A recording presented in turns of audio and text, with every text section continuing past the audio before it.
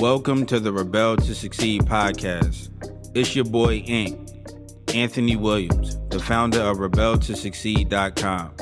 The purpose of this podcast is to share tips, advice, and strategies to help you improve in all areas of your life.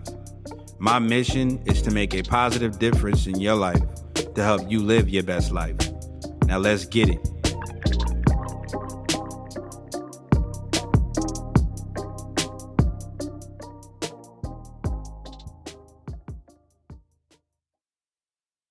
What up, Rebels? It's your boy, Ant from Rebel to Succeed, coming at you with another podcast episode. So, in this podcast episode, I'm going to be sharing some information from Angela Duckworth. Again, that's Angela Duckworth.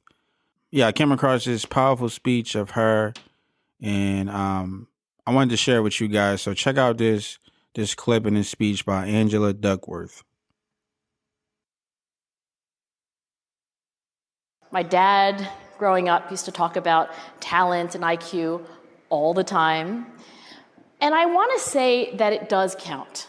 I've got an 18-year-old at home named Amanda. Sometimes she comes home with stories about Eli. Eli's in her math class. Eli never works. Eli never does his homework. Eli seems to have invented calculus on his own because he still gets perfect scores on all the math exams. And my daughter's convinced that Eli is so prodigiously talented that it doesn't really matter in life whether Eli's going to work hard or not work hard, because he's obviously going to become super successful. But I think by now I have convinced my daughter that insofar as talent counts, effort counts twice.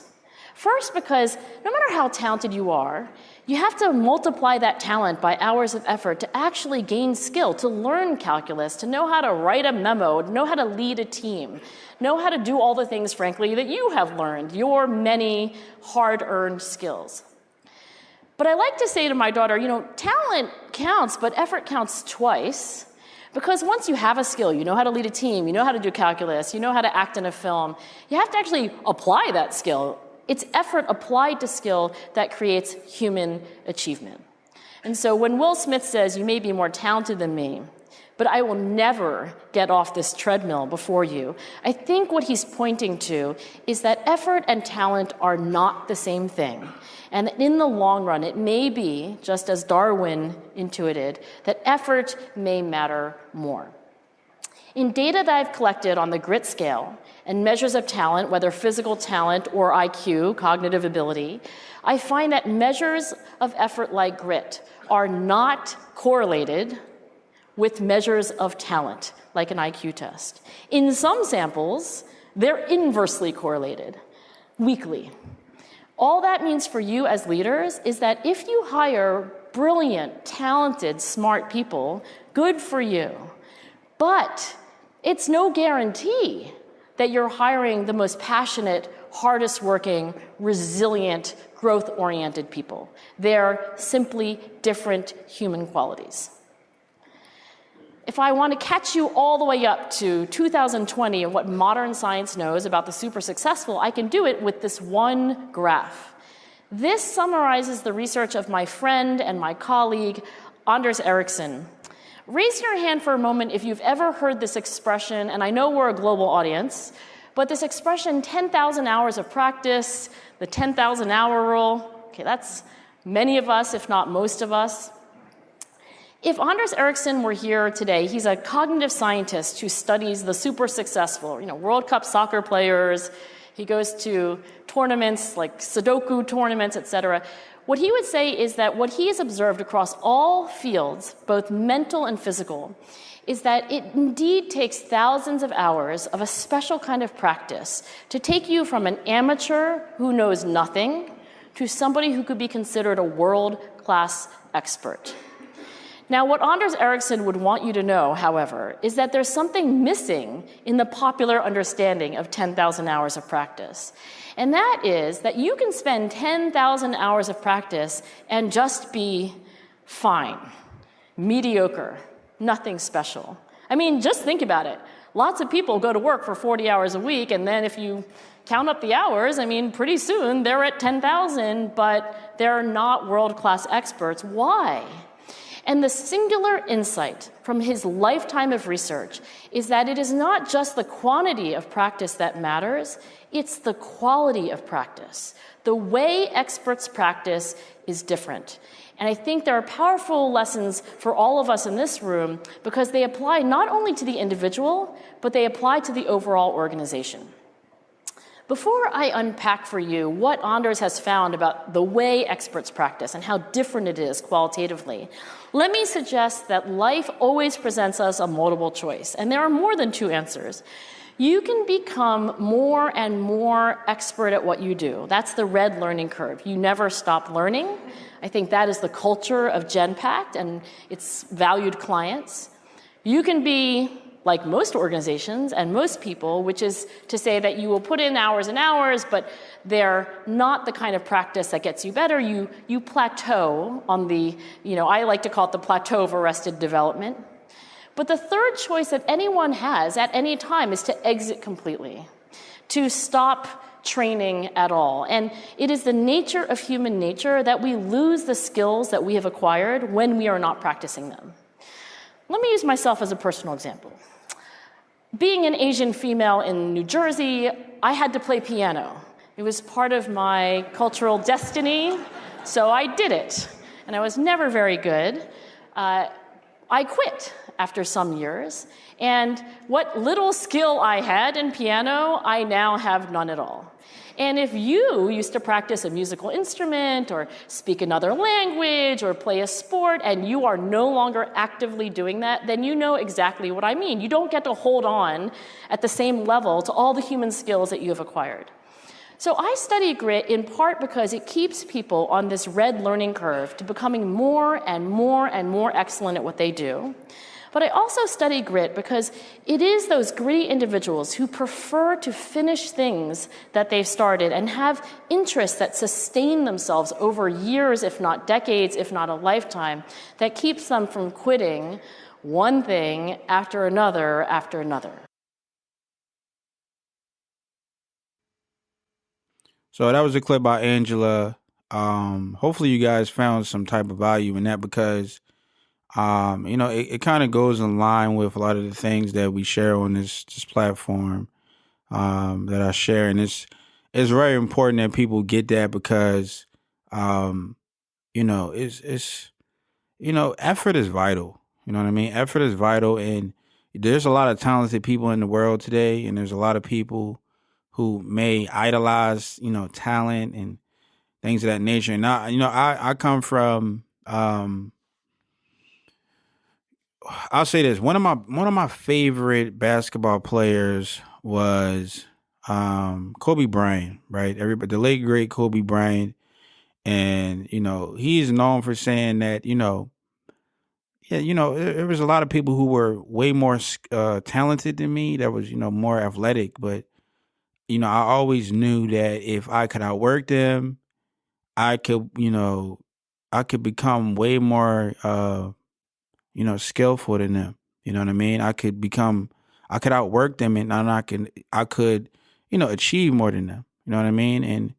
And I could, put in way more effort and work, and I would come out on top. And that was very true. You know what I mean? Like Kobe Bryant wasn't the tallest, he wasn't the most athletic, and he wasn't, the most talented. You know what I mean? He when he first started playing basketball as a kid.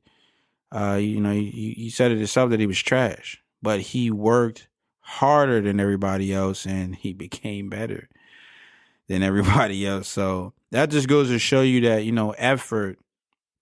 effort is important, man. Effort matters more. You know what I mean? Effort matters more than talent. And it's sad to say, but there's a lot of people who are in, these sports leagues like the NBA and the NFL and and base like all of the sports leagues, and there's a lot of talented people. They make it, but they don't last very long because they don't want to work. You know what I mean? And of course, they get lackadaisical, and it's I made it, and I don't have anything to do. No, you got to keep, reaching new higher heights and goals and stuff like that. But that just goes to show your ambition. But anyway, effort is important, right? Effort is very important. And I think I shared a clip by one of my favorite football players, Ray Lewis. He was talking about effort and how important it was. Effort is everything. You know what I mean? Effort is everything. If you put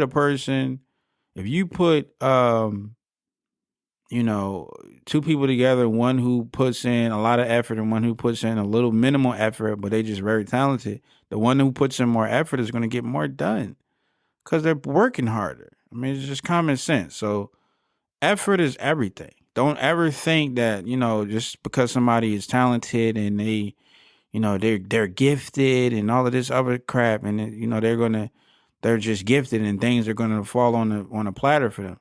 You can always outwork that person. You know what I mean? It all comes down to who can work harder. You know what I mean? You can get past that person. And there's a lot of successful people in the world who just, who run off that, just effort and hard work and grit and, just hustle. You know what I mean? So put in the work and you can reach any success that you want. You can be just as great as the next person. You just got to be willing to put in the work. And I feel like that's where people fall short, is that they don't want to put in the work and they don't want to practice the patience. That's another important key. People don't want to practice the patience and they don't want to wait. You know what I mean? They don't want to wait. They don't want to work and they don't want to wait. So those go hand in hand. You can't, go practice one day and then be as good as Michael Jordan. You're going to have to be consistent and keep, practicing, and over time you could, become, very skillful at whatever it is that you're trying to become skillful at. So effort matters. Effort matters more than skill, and it's very important. So me personally, I implore you, I encourage you, I encourage you guys to, in whatever it is that you're trying to achieve and whatever it is that you're doing, put forth the effort that you need to be able to be successful, and continuously do that over time. And I can guarantee you that over time you will become better and better and better and better. And if you got somebody that's next to you that's competing for the same thing and they're not putting in as much effort as you are, you're going to pass that person up and you're going to, reach success way faster and reach more success, because effort matters more. It's just plain and simple. So hopefully you guys found some value in this episode. I know I did. Love this clip by Angela Duckworth. Very powerful clip. Share a review. Let me know what you guys thought about this episode. And go to the website, Rebel to Succeed. Check out the content there.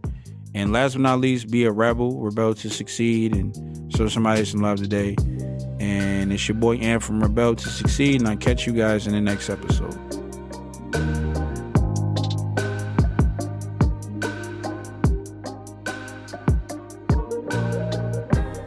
I want to thank you for joining me today and listening to this podcast. If you found this episode helpful or valuable in any way, then I encourage you to leave an honest review and subscribe to the Rebel to Succeed podcast for future episodes. To receive more content and value, make sure to visit the Rebel to Succeed website at www.rebeltosucceed.com. And finally, always remember that to succeed in life, you have to reach everyone by exercising love. So make sure to show somebody some love today. Thanks again, and I'll talk to you next time.